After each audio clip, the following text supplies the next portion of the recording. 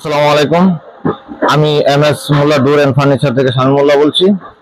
আমি হয়তো ক্ষুদ্র ক্ষুদ্র ভিডিও করে যেগুলো আমি দেখাতে চাচ্ছি সেটা হলো আমার শোরুমে অথবা আমি এমএস মোল্লা ডোর প্রতিষ্ঠানের কিভাবে আমরা কাঠগুলো দরজাগুলো উৎপাদন করি, অথবা কি কি কাঠগুলো আমাদের কাছে থাকে, কি কি কাঠগুলো নিলে আমাদের জন্য ভালো হয়, অথবা কি কি কাঠগুলো ব্যবহার করলে ভালো হবে, সেই কাঠগুলো অবশ্যই বর্ণনা করে থাকি। আমি এই পর্যায়ে যে একটা ভিডিও নিয়ে আসছি সেটা হলো সেগুন কাঠের দরজা।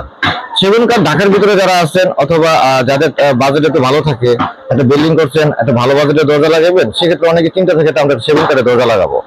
অনেকে হয়তো আমরা সেগুন কাঠ চিনতে একটু দুষ্কর বোধ করি, কারণ কাঠের মতো কাঠ হয়, কিন্তু প্রকৃত কাঠটা যেটা এটা চেনার জন্য একটা বিষয়বস্তু লাগে।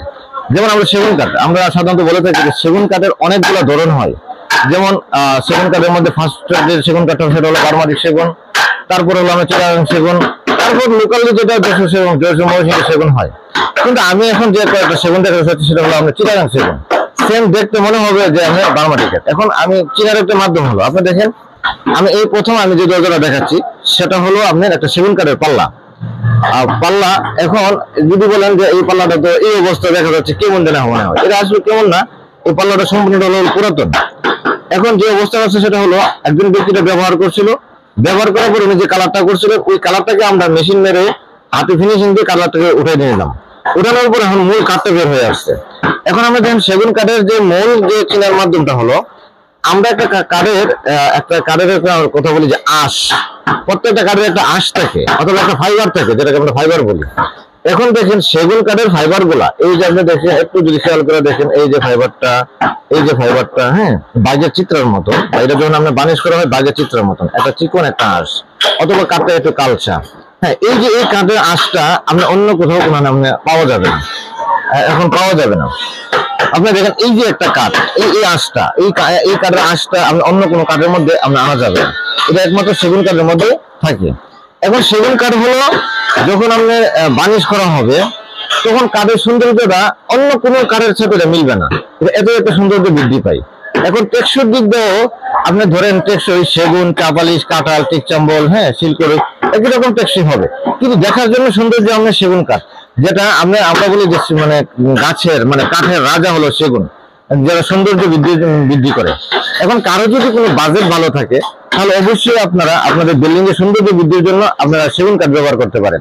আপনি দেখেন আমার কাছে অবশ্যই আপনারা একটু ফলো করে দেখেন, আমি আমার গোডাউন থেকে আমি যেটা বর্ণনা করছি, আমি ভিডিও করছি সেটা হলো আমার গোডাউন থেকে।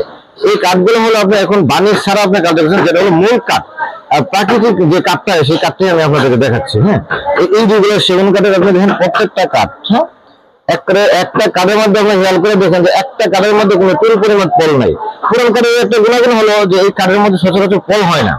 এখন ফল বলতে যেটা বোঝায় যে কাঠটা আমরা সারি, মূলত পুরান কাঠগুলো সম্পূর্ণ সারি কাঠ দিয়ে তারা ব্যবহার করছে।